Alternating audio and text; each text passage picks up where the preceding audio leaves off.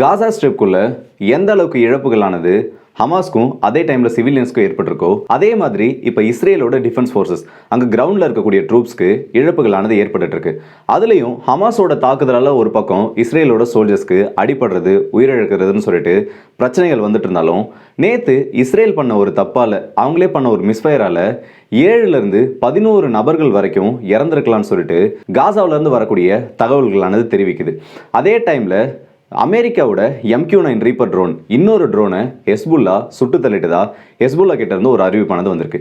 இது எல்லாத்தையுமே இந்த வீடியோ டீட்டெயிலாக பார்த்துலாம். ஸோ வாங்க வீடியோக்குள்ள போயிடலாம். நானும் உங்கள் எல்லாருக்கும் தமிழ் பொக்கிஷம் வழங்கும் டிபி ட்ரெண்டிங்ஸ்.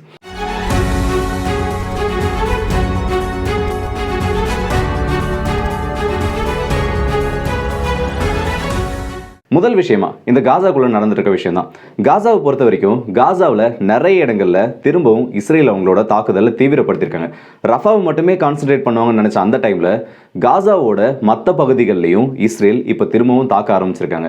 நார்த்தன் காசாவில் நேற்று நடந்த ஒரு தாக்குதலில் ஹமாஸோட முக்கியமான 2 நபர்களை கொண்டுட்டோன்னு சொல்லிட்டு இஸ்ரேல் கிட்ட இருந்து ஒரு அறிவிப்பானது வந்திருக்கு. ஆனால் அதே நார்த்தன் காசாவில இருந்து இஸ்ரேலோட சோல்ஜர்ஸும் நேற்று உயிரிழந்திருக்காங்க. இந்த சம்பவமானது எப்படி நடந்திருக்குன்னா, ஒரு முக்கியமான பில்டிங்ல ஆல்ரெடி தாக்குதல் நடத்தி அந்த பில்டிங்கை விட்டு எல்லாருமே போயிட்டு இருப்பாங்க. அந்த பில்டிங்குள்ள ஒரு சில நபர்கள் இருக்கிறத இஸ்ரேலோட கிரவுண்ட் ஃபோர்ஸஸ் கவனிக்கிறாங்க. அப்படி அந்த பில்டிங்கை சுத்தி வளைச்சு அது மேல பீரங்கி தாக்குதலானது நடத்தப்படுது. ஆனா அப்படி தாக்குதலானது நடத்தி முடிச்சதுக்கு அப்புறம் தான் தெரியுது, உள்ள இருந்தவங்க ஹமாஸோ இல்ல இஸ்ரேலுக்கு எதிரானவங்களோ கிடையாது. இஸ்ரேலோட டிஃபென்ஸ் ஃபோர்ஸஸை சேர்ந்த நபர்கள், இஸ்ரேலோட சோல்ஜர்ஸ் தான் அந்த பில்டிங்குள்ள இருந்திருக்காங்கன்னு சொல்லிட்டு இப்போதைக்கு இஸ்ரேலை பொறுத்த வரைக்கும் 7 நபர்கள் அந்த இடத்துல உயிரிழந்திருக்கிறதா இஸ்ரேல் அபிஷியலா சொல்லியிருக்காங்க. ஆனா காசால இருந்து வரக்கூடிய அந்த தகவல்களை பார்த்தோம்னா 7 நபர்கள் கிடையாது, அதிகபட்சமா 11 நபர்கள் வரைக்கும் இந்த ஒரு தாக்குதல்ல உயிரிழந்திருக்கலாம்.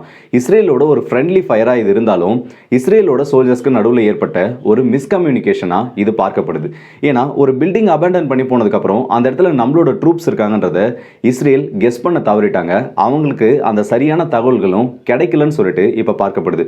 இதே மாதிரி தான் அபேண்டன் பில்டிங்ஸ்குள்ள இருந்து இஸ்ரேலோட சோல்ஜர்ஸ் மேல இன்னமும் ஹமாஸை சேர்ந்தவங்க தாக்குதல் நடத்திட்டு இருக்காங்க. காசாவை பொறுத்த வரைக்கும் அங்கிருந்து வரக்கூடிய விஷுவல்ஸ் எல்லாத்தையும் பார்க்கறப்போ ரொம்பவே ஒரு சில இடங்கள்லாம் வெறும் 10 மீட்டர் இடைவெளியில RPGs வச்சு இஸ்ரேலோட சோல்ஜர்ஸ் மற்றும் இஸ்ரேலோட டேங்க்ஸ் மேல இன்னமும் ஹமாஸ் தாக்குதல் நடத்திட்டு இருக்காங்க.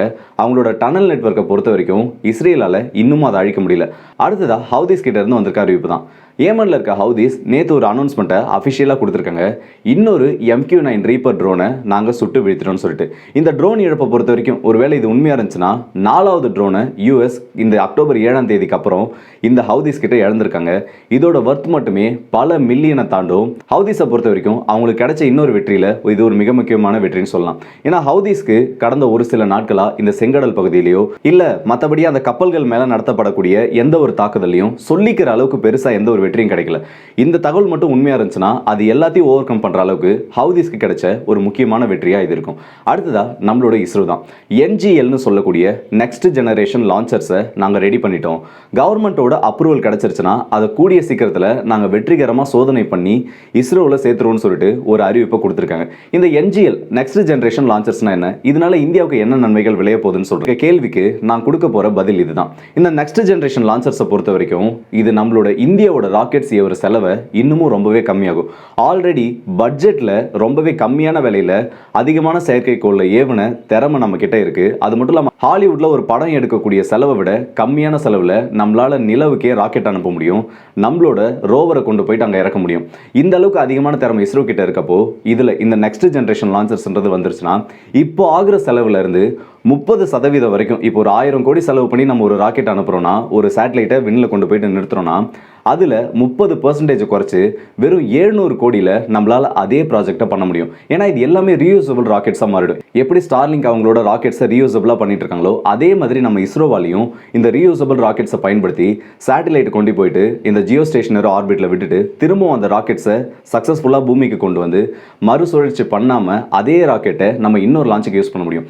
அதுக்கான ப்ரோக்ராமில் தான் நம்ம இஸ்ரோ ஒர்க் பண்ணிட்டு இப்போ அதுக்கான எல்லாத்தையும் ரெடி பண்ணியிருக்கிறதா சொல்லியிருக்காங்க. கவர்மெண்ட்டோட அப்ரூவல் கிடைச்சதுன்னா இன்னும் ஒரு சில வருஷங்களில் இந்த NGLன்றது நம்ம இஸ்ரோவில் இணைக்கப்படும். அடுத்த முக்கியமான விஷயம், யூஎஸோட டிஃபென்ஸ் செக்ரட்டரி திரும்பவும் இஸ்ரேல் கிட்ட ஒரு விஷயத்த சொல்லியிருக்காரு. காசாவுக்கு ஹியூமனிடேரியன் எய்ட் போகிறத நீங்கள் அனுமதிச்சே ஆகணும். ஏன்னா காசாக்குள்ளே நிறைய பேருக்கு சாப்பாடு இல்லாமல், குடிக்கிறதுக்கு தண்ணி இல்லாமல் நிறைய மக்கள் கஷ்டப்பட்டுட்டு இருக்காங்க. அவங்களுக்கான உதவிகள் போகிறதுக்காச்சும் நீங்கள் வழி விடணும்னு சொல்லிட்டு திரும்பவும் இஸ்ரேல் கிட்ட ஒரு கோரிக்கையை வச்சிருக்காங்க. அதே டைமில் இஸ்ரேல் என்ன தெரியுமா பண்ணியிருக்காங்க, துருக்கிக்கு இஸ்ரேலுக்கும் நடுவில் ஃப்ரீ ட்ரேட் அக்ரிமெண்ட்னு ஒன்று இருக்குது. இதன் மூலமா டாக்ஸ் இல்லாமல் இந்த ரெண்டு நாடுகளாலையும் அவங்களுக்குள்ள பொருட்களை ஏற்றுமதி பண்ணுறது, இறக்குமதி பண்ணுறதுன்னு சொல்லிட்டு நிறைய நன்மைகளை அவங்களுக்குள்ள செஞ்சுக்க முடியும். ஆனால் துருக்கி கொஞ்ச நாளைக்கு முன்னாடி என்ன பண்ணிட்டாங்கன்னா, இஸ்ரேலுக்கு இதுக்கப்புறம் நாங்கள் எந்த விதமான எக்ஸ்போர்ட்டையும் பண்ண மாட்டோம், இஸ்ரேலுக்கும் எங்களுக்கும் நடுவில் நிறைய பிரச்சனைகள் இருக்குது, அதுவும் முக்கியமாக இந்த காசா விஷயத்தில், அது எல்லாத்தையும் பேசி சரி பண்ணுற வரைக்கும், காசா விட்டு இஸ்ரேல் வெளியில் வர வரைக்கும் நாங்கள் எந்த ஒரு ட்ரேடையும் இந்த இஸ்ரேலுக்கு பண்ண போகிறதில்லன்னு சொல்லிட்டு ஒரு அனௌன்ஸ்மெண்ட்டை கொடுத்தாங்க. அதுக்கு பதிலடி கொடுக்குற விதமாக இஸ்ரேல் இப்போ என்ன சொல்லியிருக்காங்கன்னா, இந்த ஃப்ரீ ட்ரேட் அக்ரிமெண்ட்டை கேன்சல் பண்ணுறதை பற்றி நாங்கள் யோசிச்சுட்டு இருக்கோம். மேபி நாங்கள் கேன்சல் பண்ணுறதுக்கான வாய்ப்புகள் கூட இருக்குது. நாங்கள் எங்களோட கேபினெட்டில் ஒரு முக்கியமான டெசிஷனுக்கு அப்புறமா, ஒரு முக்கியமான மீட்டிங்க்கு அப்புறமா இதை பற்றி முடிவுகள் எடுப்போம்னு சொல்லிட்டு இப்போ துருக்கிக்கு எதிராக இஸ்ரேலும் செயல்பட ஆரம்பிச்சிருக்காங்க. இதே டைம்ல இஸ்ரேலுக்கு ஆயுதங்கள் கொண்டு போகக்கூடிய டேனிஷ் பிளாக்ட் மரியனா டெனிகான்ற ஒரு கப்பலை அவங்களோட போர்ட்டுக்குள்ள என்ட்ரி ஆகிறத தடை பண்ணியிருக்காங்க. இஸ்ரேலுக்கு போகக்கூடிய ஆயுதங்களோட இந்த கப்பலானது எங்களோட போர்ட்டுக்கு வரக்கூடாதுன்னு சொல்லிட்டு ஸ்பெயின் இந்த கப்பலுக்கான என்ட்ரியை மறுத்திருக்காங்க. ஆல்ரெடி இஸ்ரேல் காசா விஷயத்தில் ஸ்பெயின் இஸ்ரேலுக்கு எதிரான முடிவில் தான் இருக்காங்க, காசாவுக்கு சப்போர்ட் பண்ணுற ஒரு விதத்தில் தான் இருக்காங்க. அடுத்ததா 2020 கார்பன் எமிஷனை, அதாவது அவங்க சார்ந்த நிறுவனங்கள்ல இருந்து ஏற்படக்கூடிய கார்பன் எமிஷனை 30% குறைப்புன்னு சொன்ன மைக்ரோசாஃப்ட் அதை அப்படியே டபுள் ஆக்கி 60% வரைக்கும் அவங்களோட கார்பன் எமிஷனை இன்க்ரீஸ் பண்ணியிருக்காங்க. இதை பொறுத்த வரைக்கும் மைக்ரோசாஃப்ட் என்ன ஒரு விளக்கத்தை கொடுத்துருக்காங்கன்னா, 2020 நாங்கள் எங்களோட கோலை செட் பண்ணியிருந்தோம், ஆனால் அதை விட நாங்கள் எதிர்பார்த்ததை விட கார்பன் எமிஷன்ன்றது இன்னும் அதிகமாக தான் ஆகிட்டு இருக்கு. இப்போ இன்னைய காலகட்டத்தில் டெக்னாலஜி வைஸ் நம்ம நிறைய வளர வேண்டியது இருக்கிறதுனால நாங்கள் சொன்ன அந்த கோலை ரீச் பண்ணுறதுக்கு, அந்த 30% கார்பன் எமிஷன்ன்றதை ரீச் பண்ணுறதுக்கு இந்த குறிப்பிட்ட டைம் ஃப்ரேம் ஆனது பத்தாது, இன்னும் பல வருடங்கள் கழிச்சு தான் எங்களால் அந்த டார்கெட்டை அச்சீவ் பண்ண முடியும்னு சொல்லிட்டு ஒரு கிளாரிஃபிகேஷனையும் கொடுத்துருக்காங்க. இந்த கார்பன் எமிஷனை பொறுத்த வரைக்கும் சொல்கிற நிறுவனங்கள் இல்லை சொல்கிற நாடுகள் எல்லாமே பேருக்குன்னு இது ஒரு அஜெண்டாவை மட்டும்தான் இதை பயன்படுத்திட்டு இருக்காங்க. நாங்கள் கார்பன் எமிஷனை குறைப்போம், எங்களால் இந்த ஏர் பொல்யூஷனை குறைக்க முடியும்னு சொல்லிட்டு. ஆனால் இன்னமும் செயலில் இறங்கி எந்த நாடுகளாலையும் காட்ட முடியல, எந்த நிறுவனங்களாலையும் காட்ட முடியல. இது அவங்களால காட்ட முடியும், ஆனால் அதுக்கு அவங்களோட ப்ராஃபிட் குறையும், அவங்களோட ஏற்றுமதின்றது இன்னமும் நிறைய அவங்களோட பிஸ்னஸ் அடிவாங்கும். அதை எல்லாம் குறைச்சிக்கிட்டா தான் இவங்களால இந்த கார்பன் எமிஷனை குறைக்க முடியும். ஏன்னா ரினியூவபிள் ரிசோர்ஸஸ்க்கு அவங்க மாறி ஆகணும். அது எதையுமே பண்ணுறதுக்கு இந்த நிறுவனங்கள் தயாராக இல்லை.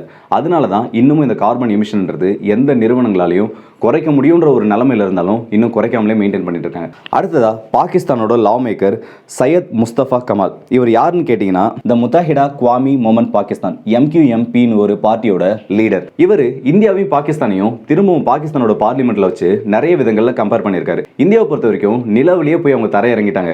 எந்த நாடும் தொடாத தென்துருவத்தை, நிலாவோட தென்துருவத்தை இந்தியா தொட்டுட்டாங்க. ஆனால் இன்னமும் பாகிஸ்தானால அவங்களோட ஸ்பேஸ் துறையில் எந்த ஒரு வளர்ச்சியிலும் ஈடுபட முடியல. ஸ்பேஸ் துறையில் கோட்டை விட்டால் பரவாயில்ல, கராச்சியில் இருக்கக்கூடிய மக்களுக்கு சுத்தமான குடிநீரை கூட உங்களால் கொடுக்க முடியல. 30% குழந்தைங்களுக்கு ப்ராப்பரான அடிப்படை கல்வின்றது இந்த இடத்துல ஒரு கேள்விக்குறியா இருக்கு. அதை கூட உங்களால் கொடுக்க முடியலன்னு சொல்லிட்டு பாகிஸ்தான் கவர்மெண்ட்டை தாறுமாறாக வச்சு விளாசிருக்காருன்னு சொல்லலாம். இவர் இந்த அளவுக்கு கோவப்படக்கூடியது முக்கியமான காரணமே கராச்சி தான் பாகிஸ்தானுக்கு ஒரு முக்கியமான எக்கனாமிக் ஹப். இந்த இடத்துல இந்த போர்ட் வந்ததுலேருந்து பாகிஸ்தானுக்கு அது பல வளங்களை கொடுத்துருக்கு, நிறைய ட்ரேடை, அதுவும் land logged central Asian countries ஒரு கேட்வேயாகவே இது இருந்திருக்கு. ஆனால் இது எதையும் பாகிஸ்தான் ஒழுங்காக யூட்டிலைஸ் பண்ணல.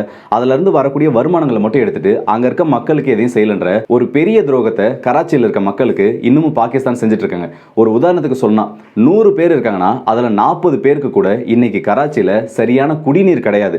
ஒரு அடிப்படை தேவையான குடிநீரே, அதுவும் சுத்தமான குடிநீரே கராச்சியில் இருக்க மக்களுக்கு கிடைக்கல. அது மட்டும் இல்லாமல் 48,000 ஸ்கூல்ஸ் ஆனது இந்த பாகிஸ்தான் முழுக்க இருக்கிறதா சொல்றாங்க. அந்த 48,000 ஸ்கூல்ல 11,500 ஸ்கூல் கோஸ்ட் ஸ்கூல்ஸாக தான் இருக்கு. அது என்ன கோஸ்ட் ஸ்கூல்னு கேட்டிங்கன்னா, யாருமே இல்லாமல் அந்த ஸ்கூல் க்ளோஸ் பண்ணிட்டு எந்த ஒரு நபர்களும் அங்கே படிக்கிறதுக்கு இல்லாமல், சொல்லிக் கொடுக்கறதுக்கு எந்த ஒரு ஆசிரியர்களும் இல்லாமல் இருக்க ஸ்கூல் தான் இந்த மாதிரி கோஸ்ட் ஸ்கூல்னு சொல்லுவாங்க. இந்த மாதிரி 11,000க்கு அதிகமான ஸ்கூல் கோஸ்ட் ஸ்கூலாகவே இருக்கு. உங்களோட எக்கானமி பாலிசியில் நீங்கள் மொத்தமாக அடி வாங்கிட்டீங்க, நீங்கள் இந்தியாவை பார்த்தாச்சு கற்றுக்கோங்கன்னு சொல்லிட்டு இந்தியாவையும் ரொம்பவே புகழ்ந்திருக்காரு. இதுக்கு இன்னொரு முக்கியமான காரணம், ஒரு சில நாட்களுக்கு முன்னாடி சைனா கூட சேர்ந்து பாகிஸ்தான் அவங்களோட சேட்டிலைட்டை மூணை பற்றி, நிலாவை பற்றி ஆய்வு பண்ணுறதுக்காக அனுப்பியிருந்தாங்க. அது எடுத்த ஃபோட்டோவானது இப்போ இன்டர்நெட் முழுக்க ஒரு ட்ரோல் மெட்டீரியலாக மாறி இருக்கு. ஏன்னா இவங்க சேட்டிலைட்டில் யூஸ் பண்ண கேமரான்றது சாதாரணமான ஒரு சாம்சங் ஃபோனில் இருக்க கேமரா விட ரொம்பவே ஒரு மோசமான நிலமையில் இருக்குது, ரொம்ப மட்டமாக இருக்குது. அதோட இமேஜையும் பாருங்கள், இதோட இமேஜையும் பாருங்கள், இது ரெண்டுத்தையும் கம்பேர் பண்ணி பாருங்கன்னு சொல்லிட்டு இந்த பக்கம் பாகிஸ்தான் சேட்டிலைட் எடுத்த இமேஜையும் இந்த பக்கம் சாதாரணமான ஒரு சாம்சங் ஃபோனில் எடுத்த இமேஜையும் கம்பேர் பண்ணி நெட்டிசன்ஸ் இன்டர்நெட் ஃபுல்லாக அதை ட்ரோல் பண்ணிட்டு இருக்காங்க. ஸோ இந்த வீடியோட எனக்கு வந்துடும். இந்த வீடியோ பற்றி உங்களோட கருத்துக்களை கமெண்ட் செக்ஷனில் சொல்லுங்கள். அடுத்த வீடியோ சந்திப்போம். அது ஒரு இங்கிருந்து விடைபெறுது உங்கள் லாக்கி.